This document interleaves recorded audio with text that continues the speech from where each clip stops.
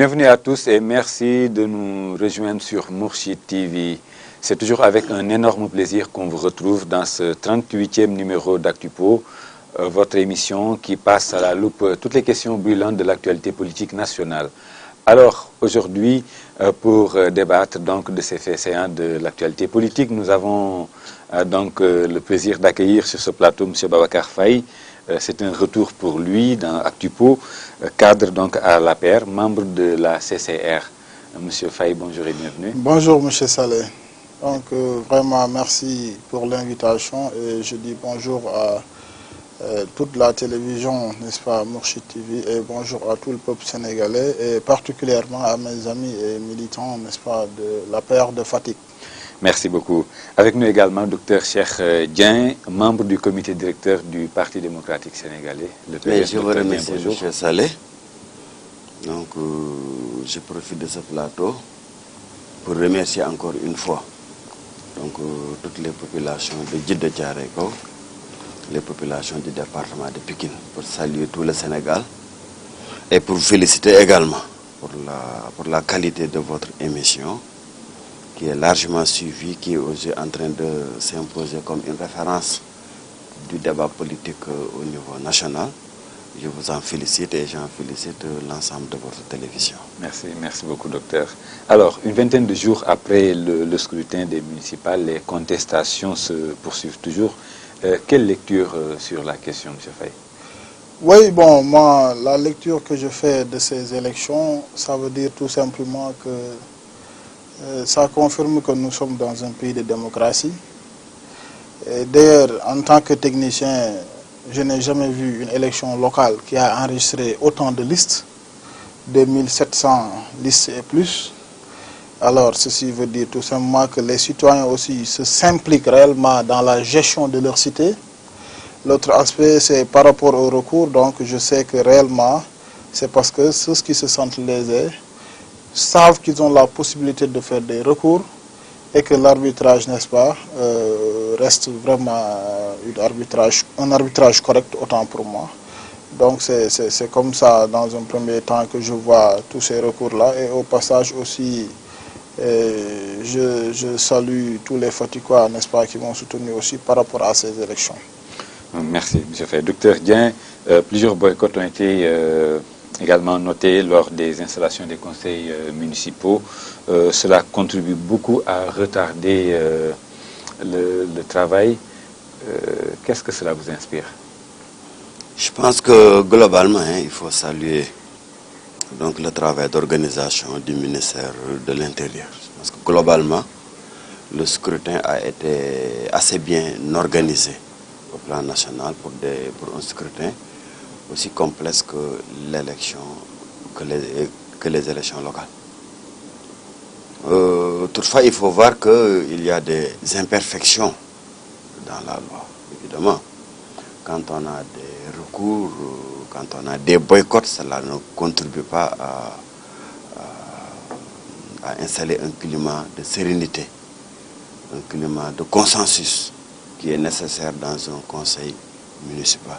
Parce qu'au-delà des élections, en fait, ceux qui ont gagné doivent diriger, ceux qui ont perdu doivent aussi participer à la gestion du conseil municipal. Maintenant, je pense qu'il y a un peu des choses à revoir, et du point de vue un peu du traitement de ces recours. Il faut mieux encadrer les recours, mieux encadrer les délais dans lesquels donc, les institutions judiciaires doivent vider ces recours et veiller à ce qu'au moment de l'installation des conseils, on puisse avoir les résultats définitifs de l'élection. Ceci, en fait, renvoie également à la question cruciale de l'élection, du mode d'élection du maire. Je pense que le pouvoir a fui un peu sur la question. Le débat avait été largement agité donc, quant à l'élection du maire au suffrage direct.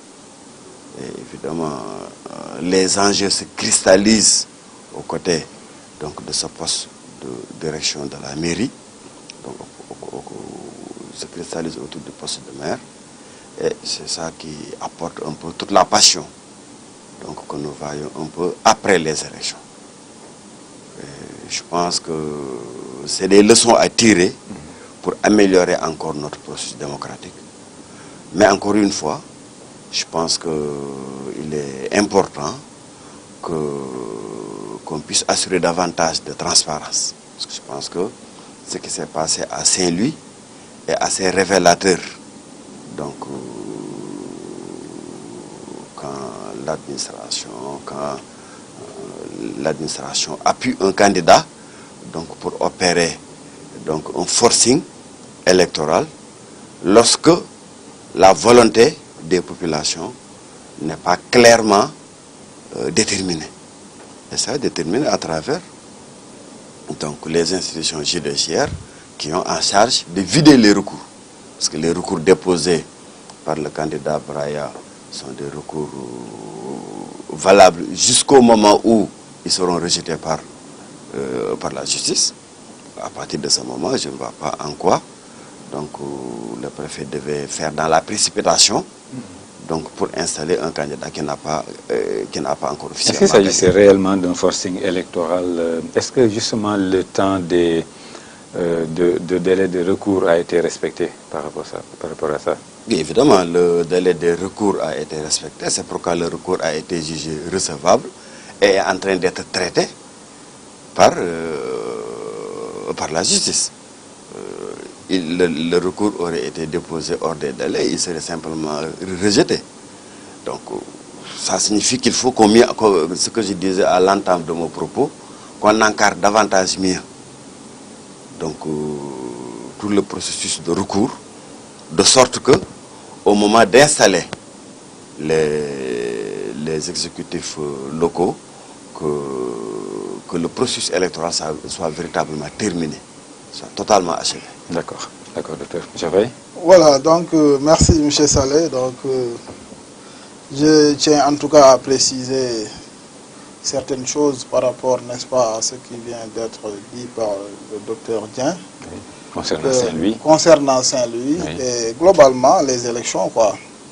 Il a commencé par féliciter le ministère de l'Intérieur pour la bonne organisation.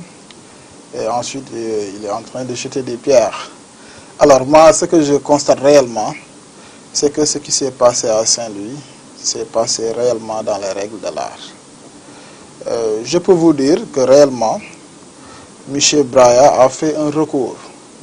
D'abord, avant le recours, par rapport aux résultats qu'on donnait à travers la presse, il s'était tout de suite dit vainqueur. Ça, c'est un peu aller dans la précipitation. Je crois que c'est eux qui sont allés dans ça. Alors, il fallait attendre la commission départementale de recensement des votes pour qu'ils puissent proclamer les résultats officiels. Et à partir de la proclamation de ces résultats, lui, il a un délai pour déposer son recours. Ça, c'est la réglementation. Je l'ai dit tout à l'heure, ce n'est pas le préfet qui le dit, ce n'est pas le juge qui le dit. Alors, passé ce délai, comme il l'a dit, son recours est irrecevable. Mais maintenant, même son recours, s'il le dépose... Mais à la fin de chaque scrutin, les tendances se dessinent déjà. C'est pourquoi on donne souvent les résultats provisoires. Oui, ça c'est des résultats provisoires. Mais à chaque fois, après avoir décompté, après avoir sorti réellement les bulletins qu'on doit annuler, les bulletins qu'on doit remettre et tout ça, après avoir fait les derniers réglages, il y a les résultats officiels et ce sont ces résultats officiels qui sont valables. On n'a jamais dit... Je fais allusion à ce qui se fait par voie de presse. C'est parce qu'il y a des résultats qui sont déjà affichés. Mais tout ça, c'était pas réellement les résultats, c'était des stratégies de communication que nous avons très tôt compris. C'était réellement des stratégies de communication. Mais je disais tout à l'heure que le recours de M. Braya était vraiment trop simple pour être rejeté. Parce que quand toi, tu es un candidat, tu vois que ton adversaire est très fort dans tel ou tel lieu de vote, tu demandes à ce que ces lieux de vote-là, ce vote-là soit annulé. Mais c'est trop facile. Pourquoi? Il n'y a pas de preuve qui puisse en tout cas faire parvenir au niveau de la justice réellement pour qu'il puisse prendre cette décision d'annuler ces centres de vote. Pourquoi? Il n'y a aucune irrégularité. Le vote s'est déroulé correctement, de 8h à 18h. On a prolongé parce qu'il y avait un arrêté du préfet, signé en bonne et due forme. On est dans un état de droit. C'est comme un peu ce que Gbagbo voulait faire avec Alassane Ouattara. Annulez-moi la région là où il a gagné et moi je vais gagner. Ce n'est pas possible. Donc réellement, il faut qu'on revienne à la raison parce que tout simplement, les choses se sont passées dans les règles de l'art. M. Dien, il est de l'opposition, il a gagné. On ne lui a pas fait un forcing. Alors, si c'était forcing pour forcing, il ne serait pas maire aujourd'hui. Donc réellement, je crois que on ne peut pas, et je suis d'accord quand il me dit qu'il faut parfaire, d'accord, il faut parfaire. Mais aussi, il ne faut pas à chaque fois essayer de vraiment trouver des choses qui n'existent pas pour pouvoir coller des motifs, n'est-ce pas, à ce régime qui est très serein et qui fait correctement son travail. Parce que tout simplement, le président de la République, beaucoup de gens lui avaient conseillé de reporter ces élections. Vu ce qu'il avait dit tout à l'heure, il a dit que le mode de scrutin, c'est très important. C'est une question vraiment qui mérite une réflexion profonde. Beaucoup de gens, beaucoup d'experts avaient conseillé au président de repousser ces élections en attendant de revoir cette question pour pouvoir intégrer ça dans le code électoral. Mais ça allait non seulement prendre encore du temps, mais ces gens de l'opposition encore allaient crier pour un deuxième report encore. Qu'est-ce qui se passe? Le président a reporté. C'est pourquoi il a tenu à respecter ça. Mais je crois que cette recommandation, elle sera prise en compte parce que le président y pense déjà. D'accord. En fait, c'est souvent ce qu'on observe au niveau de l'APR. Il donne des œillères, il donne des indications à ce que doit être la décision de justice. Je pense que on est habitué à ça. C'est sur les plateaux de télé, c'est à partir de la présidence de la République qu'on dise à la justice, voilà ce qu'il faut prendre en compte, voilà ce qu'il faut pas prendre en compte. Je crois que c'est ça le biais un peu de la démocratie dans notre pays aujourd'hui. Il faut qu'on apprenne à avoir plus de respect pour la justice. Il faut qu'on apprenne à assumer la séparation des pouvoirs. Le pouvoir judiciaire est un pouvoir qui est indépendant de la justice. Il ne doit pas prendre les verdicts à partir de la présidence de la République, pas à partir des responsables de l'APR. Je pense qu'il est clair que les éléments de recours déposés par Braya sont totalement fondés en droit. Ce sont des éléments objectifs qui, pris en compte, vont dire de manière très claire que sa victoire est incontestable dans la commune de Saint-Louis. Je pense que ça, les observateurs le savent bien. Et donc nous avons ces éléments-là, évidemment. Mais quand ce n'est pas dans le plateau de télévision qu'on va faire la plaidoirie. Ok, docteur, mais est-ce qu'il n'est pas aussi temps de se remettre au travail et de taire certaines divergences? Certaines divergences. Non, je pense que pour le cas dont nous parlons, il s'agit simplement que le préfet a voulu faire un hold-up à la place en aidant un candidat à s'installer au forceps. Pendant qu'à Podor, voilà, on demande encore à la candidate élue de temporiser le temps que... Voilà, vous voyez, c'est deux poids, deux mesures, ces démarches à la face du candidat. C'est ça qui est un peu... qui montre de manière très très éloquente.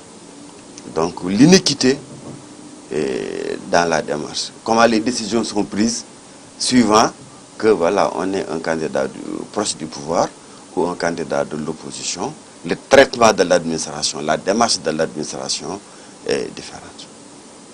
Et on aurait bien compris, le ministre de l'Intérieur l'avait dit dès le départ, que oui, c'est très clair, les recours n'empêchent pas l'installation des conseils. Autant que je chasse, c'est le même ministre qui est le patron de tous les préfets.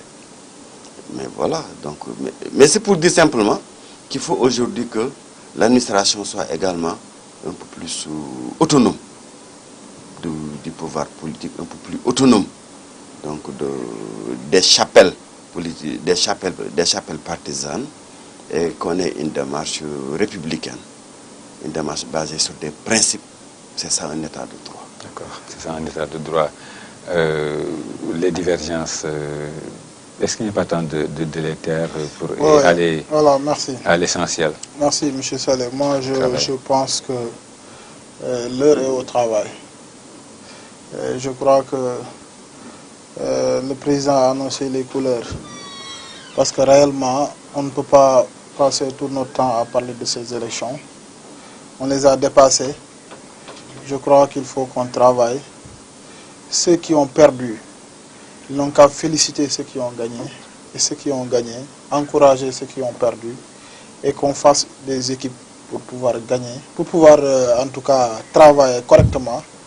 Parce que, tout simplement, ce qui s'est passé réellement, c'est que des élections ont été organisées de manière transparente, de manière sereine, et que les populations ont choisi leur maire, les populations ont choisi leurs conseils municipaux et départementaux, et ce choix des populations ne peut en aucune manière être changé par qui que ce soit, ni le préfet, ni le gouverneur, ni même le président de la République, qui l'a dit, qui l'a répété, je n'intercéderai jamais à quelque élection que ce soit, et ni pour mon parent, ni pour mes proches. Je laisse les populations choisir et je vais travailler avec ceux qui ont été choisis par les populations. Ça, je crois que c'est un discours très fort qui ne doit pas tomber dans l'oreille de sourd, n'est-ce pas? Parce que tout simplement, c'est ça la vision d'un homme d'État. Et foncièrement, je crois qu'il faut aller au travail. Et que, vous l'avez si bien dit, le recours n'empêche pas quand même l'installation du préfet.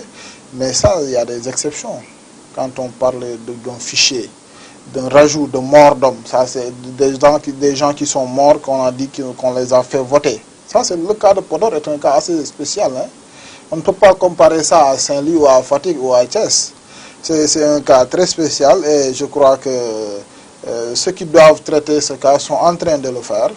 Attendons de voir réellement ce que sera demain et là on pourra en tout cas en discuter. D'accord. L'heure est au travail, vous venez de le dire, c'est justement le slogan du nouveau Premier ministre. Est-ce qu'il sera facile pour lui de se mettre au travail vu les nombreux défis qui l'attendent? C'est seulement maintenant qu'on est à l'heure du travail. Moi je pense que depuis 2012 on travaille. Et qu'on a même entre-temps accéléré la cadence, qu'on avait même accéléré la cadence de travail. Non, voilà. Je pense que c'est assez symptomatique d'un régime où on n'a que des slogans. Vous vous rappelez bien, avec Abdoulaye, c'est au travail.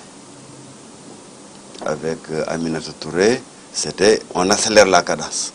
Et maintenant, c'est l'heure et au travail. Non, mais vous voyez, on ne peut pas diriger un pays avec des slogans. On attend des résultats concrets. Depuis 2 ans et demi, bientôt 3 ans, on attend le président de la République au travail. Depuis bientôt 3 ans, on attend le gouvernement au travail. Et c'est 2 ans et demi après qu'on pense maintenant à travailler enfin.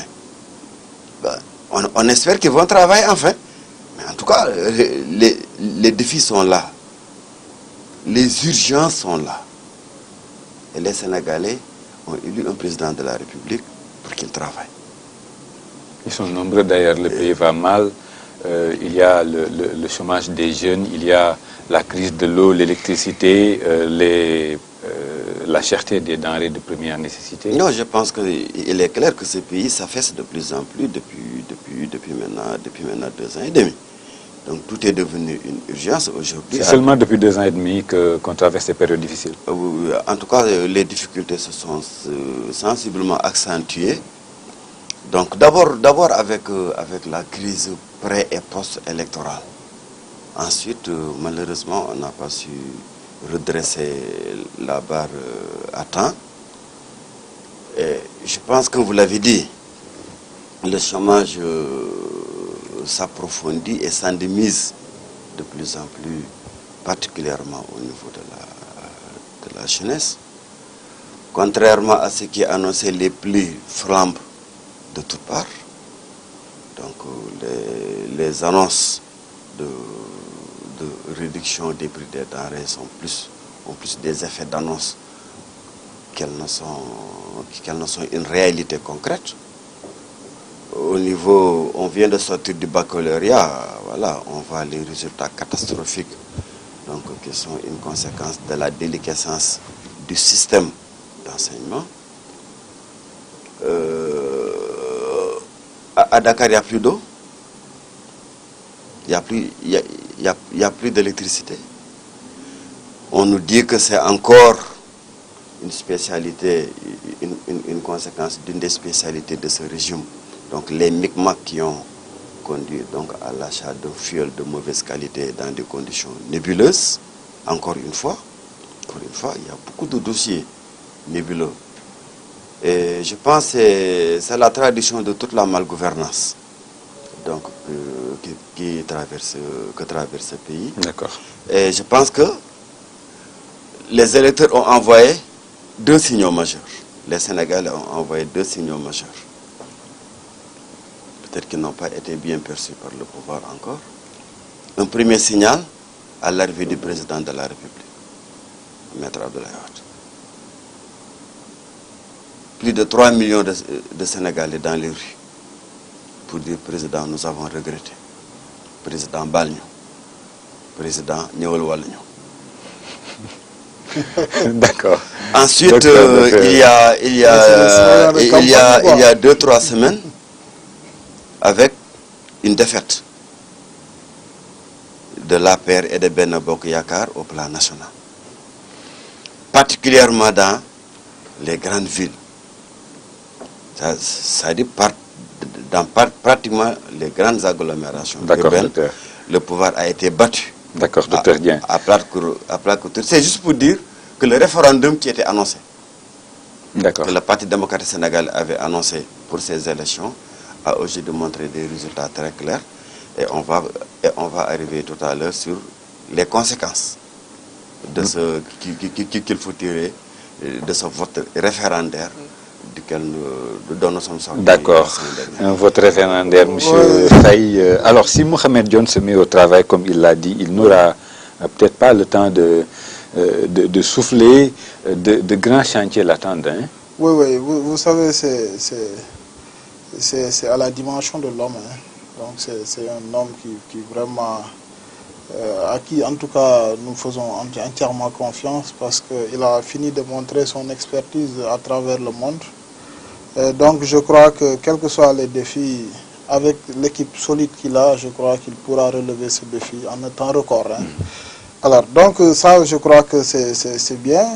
L'autre aspect, c'est par rapport au slogan dont parlait Dr Dieng. Je crois que le slogan fait partie, n'est-ce pas? Oui, vous avez parlé de la dimension de l'homme. Oui. Alors, que doit-il faire pour régler le problème des Sénégalais?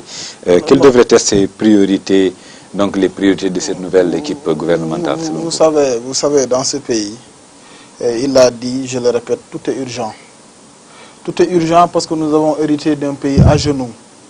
Nous avons hérité d'un pays, n'est-ce pas, où les valeurs, les mœurs ont été piétinées. N'est-ce pas? C'était la concurrence du détournement, n'est-ce pas, de deniers publics. C'était en fait la non-transparence au niveau de la procédure des possessions de marchés publics. Comme vous comprenez un peu? Ce n'est plus le cas. Il y a de nouvelles révélations. On est en train d'assainir. On est en train d'assainir. Vous savez, du jour au lendemain, on ne peut pas. Vous savez, seul le président Macky Sall n'a pas eu une période de grâce. Vous savez, le président Macky n'a pas eu une période de grâce. Wade avait une période de grâce. Donc, nous, on est dans une phase de redressement. Il faut que les choses, quand même, soient claires. Heureusement qu'elle a reculé un peu dans son propos. Non, ce que je dis, c'est clair. Vous le savez, vous étiez là. Vous étiez là. Le pouvoir est dans une phase de redressement, comme il a dit. Oui. On parle beaucoup d'un séisme politique qui risque de traverser la paire et Benno Bokk Yakaar en direction de 2017. Une des conséquences, certainement, des résultats des locales. Vous savez, les résultats des locales, il faut les analyser de manière très profonde. La première analyse que moi j'en fais, moi qui étais même candidat, n'est-ce pas, à une mairie, La première analyse, oui, si vous voulez, de toutes les façons, l'APR a gagné. Alors, donc, je dis que la première analyse, c'est que la bataille était interne, était même au sein de l'APR et au sein du Benno Bokk Yakaar. Ce n'est pas ces gens-là qui ont gagné l'APR, c'est l'APR et le Benno Bokk Yakaar qui s'est fait gagner dans beaucoup de localités. Ça, c'est clair. Le PS qui a remporté à peu près Dakar, mais c'est toujours le Benno Bokk Yakaar. Il faut faire des analyses correctes. Et je vois que le principal parti qui croit avoir gagné, il a perdu, c'est le PDS, lors des élections locales. Parce que le PDS a foncièrement reculé par rapport aux collectivités locales qu'il dirige maintenant. Donc, sur 600 et quelques, je n'ai pas le chiffre exact, entre 600 et 625 collectivités locales, l'APR et le Benno Bokk Yakaar est venu avec 483 collectivités locales gagnées. Ça, je crois que c'est pas... Justement, M. Faye, on annonce une batterie de mesures allant dans le sens, en tout cas, de corriger les manquements. Apparemment, tous les moyens sont bons pour la consolidation du parti. Non, ça, je crois que c'est des spéculations. Hein. La réalité est que nous, on est en train de construire toujours ce parti qui est né il y a moins de 3 ans et qui est allé au pouvoir. Et maintenant, on fait face, n'est-ce pas, à beaucoup de choses, beaucoup d'obstacles. On est en train de consolider ce parti, on est en train de travailler et on est ouvert aussi, on ne ferme pas les portes. Mais quand même, on ne veut que des gens, des hommes et des femmes, n'est-ce pas, valeureux, n'est-ce pas. Donc c'est un parti qui s'élargit lui-même, mais quand même on cherche la bonne graine, on cherche la qualité. D'accord, un parti qui cherche la bonne graine, qui fait son petit bonhomme de chemin. Juste réagir. Oui, allez-y très vite, docteur. Je pense que très tôt, il s'est engagé sur le chantier de la transparence pour reculer vraiment très très vite. Reculer, vous avez dit? Ah oui, comment reculer? Heureusement qu'il a très vite reculé sur ce dossier. Parce que là, quand même, la question est là pendante hein, avec les chantiers de Diamniadio, où on a vu dans quelles conditions donc, le centre de conférence est en train, le marché a été octroyé, autant le marché de construction que le marché de publicité, dans une nébulosité absolue. Et on n'a pas fini de parler du terminal vraquier du port, avec des marchés extraordinaires. Mais les gré à gré, c'est... Moi, je crois que les gré à gré ne sont pas interdits par la loi. On n'a pas fini de parler. Je crois que, j'espère qu'il a une bonne compréhension du code des marchés pour dire que ce n'est pas interdit. Mais tout à fait. Que c'est très bien encadré et que c'est en violation des conditions de procédure de passation de marché. Bon, heureusement, donc vous devez bien savoir que les conditions d'octroi de construction des centres de Diamniadio sont totalement hors la loi, que la cession du terminal vraquier est totalement hors la loi, en porte-à-faux avec la loi, la réfection du building. Non, les chantiers sont nombreux et je parlais tout à l'heure du fuel de mauvaise qualité, qui est un dossier qui n'est pas encore apparu dans la presse. Aujourd'hui, quand on a des coupures de courant, c'est dû à quoi? Mais parce que c'est des micmacs qui ont abouti à l'approvisionnement sur un fuel de très mauvaise qualité. C'est le premier dossier que le Premier ministre John est en train de brûler les doigts de M. John. J'espère que le Premier ministre fera la lumière sur ce dossier pour édifier les Sénégalais sur donc, les conditions d'achat de ce fuel de mauvaise qualité, à des prix qui dépassent du fuel raffiné. Non, en fait, c'était pour dire simplement que je pense que sur ce chantier-là, le régime a battu tous les records en termes de malgouvernance. Maintenant, dire qu'ils veulent du personnel de bonne qualité, mais je leur rappelle que tous ceux qui ont été menacés au PDS sont partis se réfugier à l'APR. À l'APR. En étant sûr que c'est la meilleure c'est la meilleure protection pour l'impunité. Mais on a vu la ministre Awa Ndiaye avec ses cuillères. Et voilà, on ne parle plus de son dossier depuis qu'elle s'est réfugiée à la paire, elle bénéficie d'une impunité totale. Ah non, pas et on l'a vu danser aux côtés de la première dame, le Ndaw Rabine. Mais parce qu'elle est toute heureuse maintenant d'avoir échappé. Justement, on parle beaucoup ces derniers temps de manœuvres politiques pour Abdoulaye Baldé qui a refusé Oui. de plier l'échine Oui. et aujourd'hui en train d'en subir les conséquences. Les conséquences. C'est dire que on a encore, c'est ça que je disais encore, on a une justice variable. La géométrie de la justice est variable en fonction de qui est poursuivi et bien protégé par le président ou par la première dame, ou n'est pas, ou est dans l'opposition. Et c'est ça qui est le vrai problème de ces régions. C'est ça qui est le vrai problème pour la démocratie dans ce pays. On doit avoir une justice équidistante. Les hommes de valeur, c'est des hommes de valeur, quel que soit le parti auquel ils appartiennent. On n'est pas un homme de valeur parce qu'on est à la paire. On n'est pas un homme de valeur parce qu'on est une amie, une confidente de la première dame. Et je crois que c'est le principal chantier où, de mon point de vue, le président de la République a totalement échoué. Docteur, ces manœuvres politiques dont vous faites allusion, c'est de bonne guerre si c'est pour amener l'opposant, en tout cas dans le camp présidentiel, vous ne pensez pas?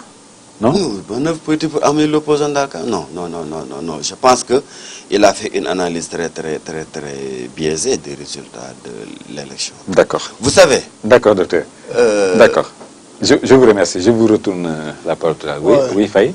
Répondez très vite. Moi je crois que réellement, on ne parle pas, n'est-ce pas, du même pays, docteur Dien et moi. Parce que quand il est en train de citer des scandales, en tout cas que je ne sais pas d'où il les prend, je n'ai jamais eu une information, n'est-ce pas, par rapport à tous ces scandales dont il vient de parler. Le cas de Diamniadio, je crois que le Premier ministre d'alors avait expliqué réellement ce qui s'est passé pour dire qu'il n'y a aucune affaire nébuleuse, n'est-ce pas, dans cette construction, n'est-ce pas, du centre, n'est-ce pas, international, n'est-ce pas, qui doit abriter la francophonie. Parce que même si ce n'est pas le cas de Diamniadio, vous savez, au niveau de l'administration territoriale, l'administration centrale autant pour moi, on t'autorise à faire des ententes directes pour des marchés que tu dois exécuter dans les plus brefs délais. Parce que le code de procédure de passation des marchés publics est un code que même le président veut réviser parce que tout simplement, ça prend trop de temps. De l'avis d'appel d'offres à l'appel d'offres, au dépouillement, à l'attribution, ça peut faire 6 à 9 mois. Ce qu'il ne faut pas accélérer la cadence, comme il disait tout à l'heure, alors que nous sommes là pour accélérer la cadence et pour faire des choses concrètes, pour venir, n'est-ce pas, en fait, satisfaire les besoins concrets, n'est-ce pas, des Sénégalais. Non, s'il vous plaît, donc je suis en train de l'expliquer réellement. Vite, oui. Donc c'est des choses qu'il faut comprendre et qu'il faut expliquer aux Sénégalais, que c'est des autorisations qui sont venues de la DCMP. En fait, quand tu veux donner un marché rapidement, parce que tu dois rendre les clés dans 2 mois, tu fais une demande adressée à la DCMP qui étudie ça et qui te donne une autorisation ou non. D'accord. Et qui encadre ce marché. Il n'y a rien de nébuleux dans ça. Ça s'est passé comme ça. Donc je crois qu'il faut éclaircir la lanterne des Sénégalais. Parce que je crois que depuis qu'on est là, on travaille sur la bonne gouvernance. On travaille sur l'éthique, on travaille sur la déontologie. D'accord. Et je crois que les gens disent souvent que de Kiwi de Famaki, parce que tout simplement le président est en train, n'est-ce pas, de redresser ce pays considérablement. Okay. Et même les bailleurs le savent, puisqu'ils ont mis des milliards, n'est-ce pas, que vous savez, vous tous. D'accord, vous parlez de redressement, c'est peut-être la raison pour laquelle qu'il veut initier un audit des départements, en tout cas, qui ont eu à être dirigés par des ministres perdants. Je pense que sur le principe, oui, il n'y a rien à dire. L'audit est un outil de gestion, c'est un outil de contrôle. moi, j'ai rien à dire sur ça. Je trouve tout à fait normal que quand on change un ministre, qu'on passe sa gestion à l'audit. Quand on change un directeur général, qu'on passe sa gestion à l'audit. Mais maintenant, toute la question... C'est aussi une façon pour lui de se conformer un petit peu aux promesses électorales. Hein? Non, toute la question, c'est plutôt l'approche politicienne de cela. Je pense que là où le président a manqué de poigne, là où l'État s'est encore une fois affaissé, c'est quand des ministres limogés, mais osent aller faire une demande d'explication au président. Mais on est dans quel pays là? Mais moi, président, j'ai la prérogative de nommer et de dégommer. Je vous dégomme et je vous dois des explications. Et je vous dois des explications. Et en réaction, voilà, je vais faire un audit de votre département pour aussi vous tenir quelque part par la barbichette. Non. Je pense qu'il faut que ce pays marche sur les rails. D'accord. L'IGE, la Cour des comptes seront bientôt saisis pour auditer donc ces ministres et députés emportés par les locales. Donc, quelle analyse? L'analyse que je fais de cette situation, ça veut dire tout simplement que le président travaille dans la transparence. Je l'ai dit tout à l'heure, je le répète, il a dit qu'il ne va protéger personne. Donc ça veut dire tout simplement que même au sein de sa famille, c'est-à-dire que de sa formation politique, il va faire des audits par rapport aux gens qui ont occupé ses responsabilités. Et ces audits, n'est-ce pas, seront transmis à la justice, s'ils sont coupables ou non. Donc si toutefois des autorités sont épinglées, Macky ne risque pas d'être le refuge de ces délinquants économiques ou financiers. Vous savez, le président, ce qui l'intéresse, ce n'est pas réellement ça. Ce qui l'intéresse, c'est de marquer des empreintes dans le cadre de la bonne gouvernance et de la transparence dans ce pays. Ça, je crois qu'il l'a dit à qui veut l'entendre. Quitte à ce qu'il perde des militants, l'essentiel, c'est qu'il est élu pour un cahier de charge bien déterminé. Il va le respecter. C'est ce qu'il est en train de faire. Il ne fera jamais du wahwahet. Est-ce que, M. Faye, cela ne constitue pas quelque part une inquiétude pour le Parti socialiste? On avait pourtant parlé d'un code de conduite à mettre en place entre socialistes et apéristes avant l'échéance 2017? Ben, je pense déjà, pour revenir sur les audits, que je veux espérer que le peuple sénégalais sera édifié sur les résultats de ces audits. On connaît bien donc l'approche politicienne de cela. On fait des audits, on garde les résultats dans les tiroirs pour tenir le... C'est ce que vous faisiez, hein? Par la barbichette. Et le président sera mis à l'épreuve. Les résultats de ces audits seront-ils, oui ou non, publics? On verra bien. De toute façon, l'avenir nous édifiera. Est-ce qu'il ne s'agit pas aussi quelque part d'une offensive de charme dans le but d'appâter d'anciens aux responsables libéraux? Ah non, de toute façon, les libéraux n'ont rien à voir avec... Ou d'ailleurs avec cette guerre dans les Benno Bokk Yakaar. En fait, cela me permet juste de rebondir sur une question importante, politiquement très très importante, que M. Faye a abordé tout à l'heure, en considérant Benno Bokk Yakaar comme un groupe politique monolithique. Moi, je pense que Benno Bokk Yakaar, il faut bien voir, c'était une conjonction d'intérêts à un temps T. Une stratégie de partage du gâteau gouvernemental après la victoire du président Macky Sall. Qui a fait son temps. Qui a fait son temps. Donc, il est temps qui objectivement est considéré aujourd'hui que Khalifa Sall a gagné à Dakar en étant dans le cadre présidentiel. C'est vraiment faire preuve de cécité politique extraordinaire. Khalifa Sall a été combattu par Benno Bokk Yakaar dans toutes les agglomérations urbaines de la capitale. Et Serta Sall a été combattu par l'APR et le Benno Bokk Yakaar. Alors, engranger le résultat dans le panier de l'APR, dans le panier de Benno Bokk Yakaar, et c'est vraiment regarder ce qu'on peut... Et pas seulement, il y a aussi à Ziguinchor, Baldé. Non, je pense ce leadership justement jeune dont vous parlez, en train de prendre forme, Khalifa Sall, Idrissa Seck, Abdoulaye Baldé. Est-ce que ce trio ne constitue pas non, vous savez, M. Saleh, menace pour le président de la République? M. Saleh, ces gens n'iront nulle part. En tout cas, je vous dis, Idrissa ne peut même pas gérer sa mairie. Il gère par délégation. Idrissa, c'est quelqu'un, en tout cas... Il a encore gagné à Thiès. Oui, mais il va gagner, il est là-bas, il est né là-bas, c'est son fief. C'est parce qu'il sert aussi quelque part son Non, fief, ce n'est pas ça. En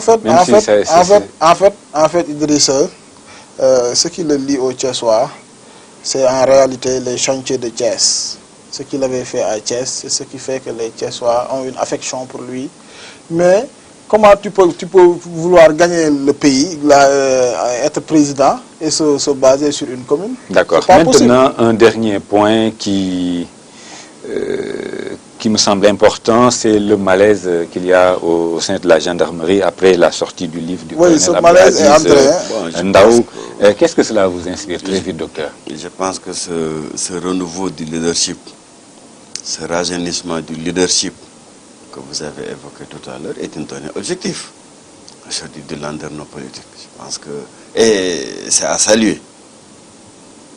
Et il est clair que la voie est tracée en direction de 2017 pour dire que ce n'est plus les dinosaures, ce n'est plus ce qui était là du temps du président Senghor qui seront là en 2017. Je pense qu'en 2017, il faudra compter avec un renouveau du leadership politique au niveau du Parti démocratique sénégalais et au niveau de... Voilà, maintenant, très vite, ce qui se passe dans la gendarmerie. Je crois que c'est symptomatique. C'est assez symptomatique d'une crise de l'État. Vous vous rappelez, ça fait quelques semaines seulement, on a une crise pareille avait secoué la police. Aujourd'hui, c'est la maréchaussée qui est secouée dans ses fondements. C'est des institutions fortes. C'est des institutions piliers de notre État. Et je pense que le président de la République est interpellé aujourd'hui pour trouver des solutions diligentes. On a eu ce malaise, ce séisme dans la police, parce que le président de la République a manqué de réagir dans les délais qui s'y. Vous savez, il y a des institutions avec lesquelles il ne faut pas jouer. La police, la gendarmerie, la justice, l'administration, ce sont des institutions piliers de notre État. D'accord. Et je pense que c'est des questions qu'il faut traiter avec beaucoup de responsabilité. Ok, docteur. Avec beaucoup de sérénité, de sorte à pouvoir véritablement désamorcer ces bombes qui risquent véritablement de... D'accord, des bombes à retardement. Alors, M. Faye, très vite, le colonel Ndaw a déclaré n'avoir pas tout dit, il ne regrette rien et s'attend à des poursuites judiciaires. Oui, vous savez, le problème de ce problème-là... Très vite, là, on est sur le dernier virage. Oui, mais ce livre-là a été écrit en 2010. Il l'a dit, il l'a répété. Alors, tout ce qu'il a dit dans ce livre, ces scandales-là se sont passés sous le régime de Wade. Il faut aussi contextualiser les choses. Réellement, tout ce qu'il dit, il a dit qu'il a écrit ce livre en 2010 et qu'il s'en fout, quoi. Alors, qu'il soit poursuivi ou non, il a des preuves par rapport à ce qu'il dit. Oui. Ça montre encore une fois de plus que c'était un régime de scandale. Maintenant, ce qu'on doit faire réellement, c'est que moi, ce que j'aurais conseillé, c'est que le procureur s'autosaisisse de ce document, de ce dossier, et qu'on fasse des enquêtes profondes et que ces coupables, s'il y en a, soient sanctionnés, n'est-ce pas, je ne dirais pas sévèrement, mais selon la réglementation. C'est assez dangereux, ce type d'approche. Non, docteur, s'il vous plaît, laissez-moi terminer. Parce les que questions d'État, on les aborde avec beaucoup de sérénité. Je vous ai écouté. Beaucoup de responsabilité. Ok. Alors, s'il vous plaît, docteur, laissez-moi terminer. Il ne faut pas aussi...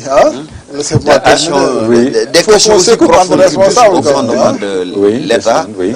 que les responsables de l'affaire voilà, les approches avec une démarche aussi politicienne est inquiétant. Jusqu'à c'est inquiétant un peu de la qualité et en fait, de la qualité d'État.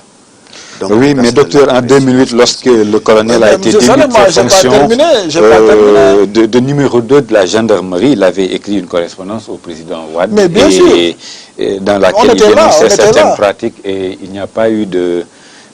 en tout cas, cette lettre n'a pas eu le traitement qu'il espérait. Cette lettre n'a même pas été traitée. Cette lettre n'a même pas été traitée, parce que je vous l'ai dit tout à l'heure que c'est des choses qu'il faut traiter de manière profonde.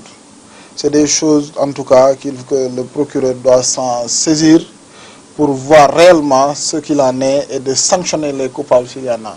Je le répète, parce que tout simplement, je vois qu'un colonel de la gendarmerie, n'est-ce pas, un officier supérieur, n'est-ce pas, ne risquerait pas sa carrière pour ces choses comme ça.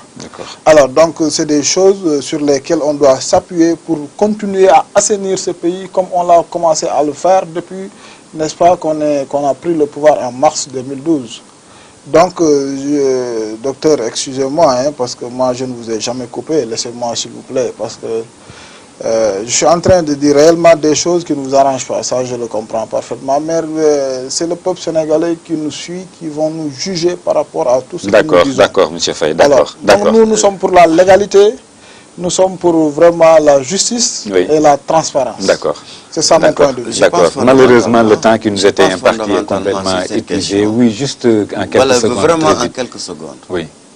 Pour dire qu'il ne faut pas, quand le sage montre la lune, qu'on regarde son doigt.